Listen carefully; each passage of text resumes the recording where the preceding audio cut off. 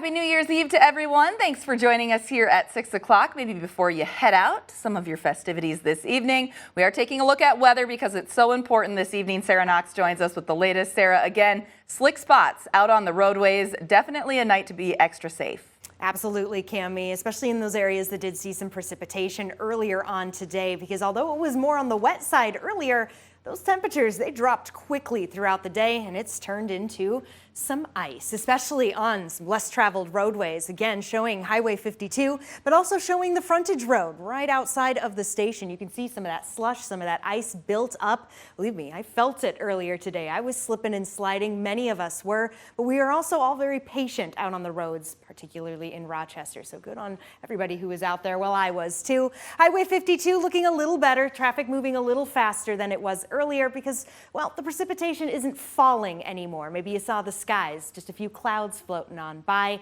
But again, where we saw a lot of that activity, roads remain a little dicey. We're talking stretches in the blue here on I-90, blue meaning partially covered in ice and slush. We're even seeing a few pink roads, but not a lot. That is some good news. And as we continue through the evening, I've been seeing more and more roads turning green, which means seasonal. Things are looking better, and you can travel at normal speeds, usually, on those roadways. Still, keeping an eye out, even if you have green roadways, best to be safe on this New Year's Eve. Satellite and radar shows that there is nothing more coming from the sky. This has moved on. If anything, just continuing to clear as high pressure further off to the north continues to move into the region, help clear things out, which is good news, but it's also not the greatest because temperatures have taken a huge tumble. We're at 14 degrees right now in Rochester, Dodge Center, Lake City, 13 in Zumbrota, so a sign that it's coming in from the north, and a little warmer in Mason City, Charles City, New Hampton, where we're in the mid to upper 20s. But those temperatures are still below the freezing point. You got to factor in the winds coming in from the north, and now some of us are starting to see wind chills drop sub-zero. So we're falling below the zero mark. It feels like 1 below in Rochester on any exposed skin out there, 10 degrees in Mason City, and these numbers do look to keep on tumbling.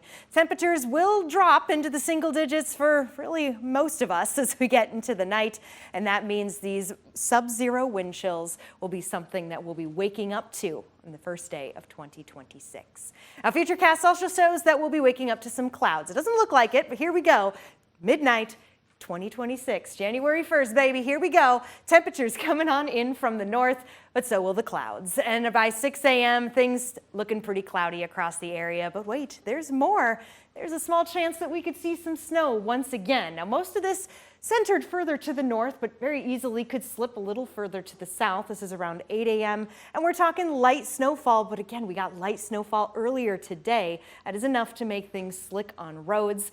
Not to mention temperatures will be limited, getting around 15 degrees despite the southern winds, negative wind chills through most of the day. Just a chilly start to 2026, but it's not necessarily going to stay that way. Cammie, we'll be climbing back up around the freezing point, which is above average as we head into the work week next week.